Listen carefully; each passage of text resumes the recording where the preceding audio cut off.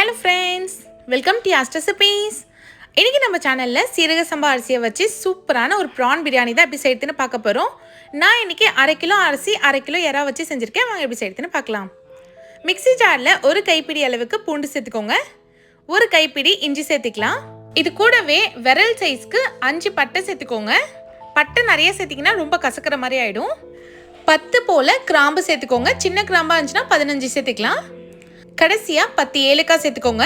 இப்போ கொஞ்சமாக தண்ணி சேர்த்து இதை நல்லா ஃபைன் பேஸ்ட்டாக அரைச்சி எடுத்துக்கோங்க.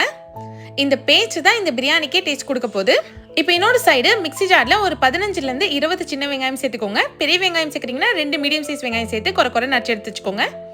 குக்கரில் 2 டேபிள் ஸ்பூன் நெய் சேர்த்துக்கலாம். கூடவே ஒரு குழிக்கரண்டி அளவுக்கு எண்ணெய் சேர்த்துக்கோங்க. எண்ணெய் நல்லா சூடானதும் பிரியாணி ஸ்பைசஸ் எல்லாமே 2 சேர்த்துக்கோங்க. பட்டை, கிராம்பு, ஏலக்காய், கொஞ்சம் கல்பாசி. இது கூட நம்ம அரைச்சி வச்சிருந்தோம் இல்லையா இஞ்சி பூண்டு பேஸ்ட், அதை சேர்த்துக்கலாம். சேர்த்துட்டு அந்த பச்சை ஸ்மெல் போகிற அளவுக்கு நல்லா வதக்கி எடுத்துக்கோங்க. குறைஞ்சது ஒரு 5 நிமிஷமாவது இது நல்லா வதங்கி வரணும். அப்போ தான் அந்த பச்சை ஸ்மெல் போய் டேஸ்ட்டு சூப்பராக இருக்கும். இது கூடவே ஒரு கைப்பிடி அளவுக்கு புதினா மல்லியை கட் பண்ணிவிட்டு சேர்த்துக்கலாம்.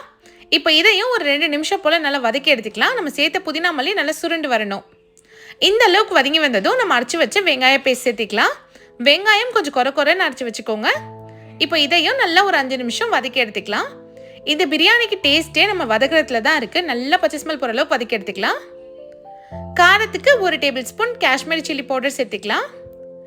1 டேபிள் ஸ்பூன் அளவுக்கு மல்லித்தூள் சேர்த்துக்கோங்க. பிரியாணிக்கு தேவையான அளவுக்கு உப்பு சேர்த்துக்கலாம். நான் 2 டேபிள் ஸ்பூன் உப்பு சேர்த்துருக்கேன். இப்போ இதையும் நல்லா வதக்கி எடுத்துக்கலாம். மசாலா எல்லாமே நல்லா பொறுமையாக வதக்கி எடுத்துக்கோங்க. தீய விட்டுறாதீங்க. கேஸ் மீடியம் ஃப்ளேமில் வச்சுக்கலாம். இப்போ நல்லா வதங்கி வந்துருச்சு. இது கூட 3 மீடியம் சைஸ் தக்காளியை கட் பண்ணிட்டு சேர்த்துக்கோங்க. காரத்துக்கு 3 பச்சை மிளகாய் சேர்த்துக்கலாம். 2 டேபிள் ஸ்பூன் அளவுக்கு தயிர் சேர்த்துக்கோங்க. இப்போ இது எல்லாத்தையும் நல்லா வதக்கி எடுத்துக்கலாம். நம்ம சேர்த்த தக்காளி நல்லா மசிஞ்சு வரணும். அந்த மாதிரி பொறுமையாக வதக்கி எடுத்துக்கோங்க. இப்போ எல்லாமே நல்லா வதங்கி வந்துருச்சு. இந்த மாதிரி நல்லா எண்ணெய் பிரிஞ்சு வந்ததும் 1/2 கிலோ அளவுக்கு எறா சேர்த்துக்கலாம். எறா சேர்த்துட்டு அந்த மசாலாவோட நல்லா ஒரு வாட்டி கலந்து விட்டுடலாம். எறா பார்த்தீங்கன்னா ஒரு 50% அளவுக்கு இந்த மசாலாலே குக் ஆகிடும். நல்லா இந்த மாதிரி தண்ணி ரிலீஸ் ஆனதும் 1 கப் சீரக சம்பா அரிசிக்கு 1.5 கப் அளவுக்கு தண்ணி சேர்த்துக்கோங்க. நான் இன்றைக்கி 2 கப் எடுத்ததுனால 3 கப் தண்ணி சேர்த்துருக்கேன்.